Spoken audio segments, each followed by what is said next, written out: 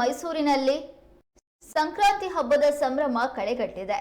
ಸಂಕ್ರಾಂತಿ ಬಂತೆಂದ್ರೆ ಸಾಕು ಹುಲ್ಲಿನ ರಾಶಿಗೆ ಬೆಂಕಿ ಹಾಕಿ ಆ ಬೆಂಕಿಯ ಜ್ವಾಲೆಗಳ ನಡುವಿನಿಂದ ಅಲಂಕಾರಗೊಂಡ ಹಸು ಮತ್ತು ಎತ್ತುಗಳನ್ನು ದಾಟಿಸಲಾಗುತ್ತೆ. ಈ ರೀತಿ ಸಡಗರ ಸಂಭ್ರಮದಿಂದ ಸಂಕ್ರಾಂತಿ ಹಬ್ಬವನ್ನ ಮೈಸೂರಿನ ಭಾಗದಲ್ಲಿ ಹೆಚ್ಚು ಆಚರಣೆ ಮಾಡಲಾಗುತ್ತೆ.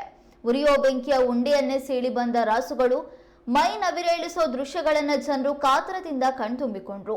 ರಾಸುಗಳ ಜೋಡಿ ಒಂದಕ್ಕಿಂತಲೂ ಮತ್ತೊಂದು ಕಣ್ಮನ ಸೆಳೀತಾ ಇದ್ವು. ಸಿದ್ದಲಿಂಗಪುರದಲ್ಲಿ ನಡೆಯುವ ಕಿಚ್ಚು ಹಾಯಿಸುವ ಪ್ರಕ್ರಿಯೆಯನ್ನ ಕಣ್ತುಂಬಿಕೊಳ್ಳಲು ವಿವಿಧೆಡೆಯಿಂದ ಪ್ರವಾಸಿಗರು, ಛಾಯಾಗ್ರಾಹಕರು ಹೆಚ್ಚಿನ ಸಂಖ್ಯೆಯಲ್ಲಿ ಆಗಮಿಸಿದ್ರು.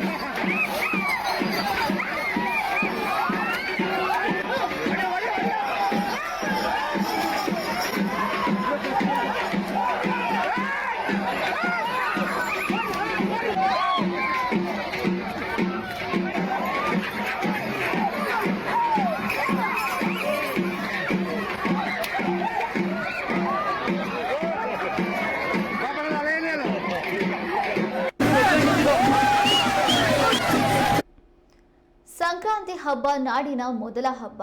ಈ ಹಬ್ಬವನ್ನು ಅತ್ಯಂತ ವಿಜೃಂಭಣೆಯಿಂದ ಕರ್ನಾಟಕದಾದ್ಯಂತ ಆಚರಣೆ ಮಾಡಲಾಗುತ್ತೆ. ಕೇವಲ ಕರ್ನಾಟಕ ಮಾತ್ರವಲ್ಲ, ಇಡೀ ಭಾರತದಲ್ಲಿಯೇ ಸಂಕ್ರಾಂತಿ ಹಬ್ಬಕ್ಕೆ ತನ್ನದೇ ಆದಂತಹ ವಿಶೇಷತೆ ಇದೆ. ಅದರಲ್ಲೂ ಸಾಂಸ್ಕೃತಿಕ ನಗರಿ ಮೈಸೂರಿನಲ್ಲಿ ಸಂಕ್ರಾಂತಿ ಹಬ್ಬವನ್ನು ವಿನೂತನವಾಗಿ ಆಚರಣೆ ಮಾಡಲಾಗುತ್ತೆ. ಮಲೆನಾಡಿನಲ್ಲಿ ಹೋರಿ ಬೆದರಿಸುವ ಸ್ಪರ್ಧೆ ಹೇಗೋ ದೀಪಾವಳಿ ಸಂದರ್ಭದಲ್ಲಿ ಆಚರಿಸುವಂತಹ ಹೋರಿ ಬೆದರಿಸುವ ಸ್ಪರ್ಧೆಯ ರೀತಿಯೇ ಮೈಸೂರಿನಲ್ಲಿ ಎತ್ತುಗಳನ್ನ ಕಿಚ್ಚು ಹಾಯಿಸುವ ಸ್ಪರ್ಧೆಯನ್ನು ಕೂಡ ಆಯೋಜನೆ ಮಾಡಲಾಗುತ್ತೆ. ಸಂಕ್ರಾಂತಿ ಬಂತು ಅಂದ್ರೆ ಸಾಕು ಹುಲ್ಲಿನ ರಾಶಿ ಹಾಕಿ ಅದಕ್ಕೆ ಬೆಂಕಿಯನ್ನ ಹಚ್ಚಿ ಆ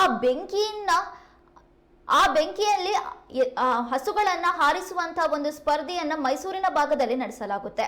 ಅಲಂಕಾರಗೊಂಡಂತಹ ಹಸು ಮತ್ತು ಎತ್ತುಗಳನ್ನ ಆ ಬೆಂಕಿಯಲ್ಲಿ ದಾಟಿಸಲಾಗುತ್ತೆ. ಇದೇ ರೀತಿ ಸಡಗರ ಸಂಭ್ರಮದಿಂದ ಈ ಬಾರಿಯೂ ಕೂಡ ಮೈಸೂರಿನಲ್ಲಿ ಹಬ್ಬವನ್ನ ಆಚರಣೆ ಮಾಡಲಾಗಿದೆ. ಉರಿಯೋ ಬೆಂಕಿಯ ಉಂಡೆಯನ್ನ ಸೀಳಿ ಬಂದಂತಹ ಹಸುಗಳು ಮೈ ನವಿರೇಡಿಸುವಂತಹ ದೃಶ್ಯಗಳು ಅಲ್ಲಿದ್ದಂತವರನ್ನ ರೋಮಾಂಚನಗೊಳಿಸಿವೆ. ನೀವು ದೃಶ್ಯದಲ್ಲೂ ಕೂಡ ಗಮನಿಸ್ತಾ ಇರಬಹುದು, 100ಕ್ಕೂ ಹೆಚ್ಚು ಹಸುಗಳು, ಎತ್ತುಗಳು ಆ ಬೆಂಕಿಯನ್ನ ದಾಟಿ ಮುಂದೆ ಹೋಗ್ತಾ ಇರುವಂತದ್ದು. ಇದು ನೋಡೋದಕ್ಕೆ ಬಹಳ ಮೈ ನವಿರೇಳಿಸುವಂತಹ ದೃಶ್ಯ. ಮೈಸೂರಿನ ಭಾಗದಲ್ಲಿ ಹೆಚ್ಚಾಗಿ ಈ ರೀತಿಯ ಸ್ಪರ್ಧೆಗಳನ್ನ ಆಯೋಜನೆ ಮಾಡಲಾಗುತ್ತೆ.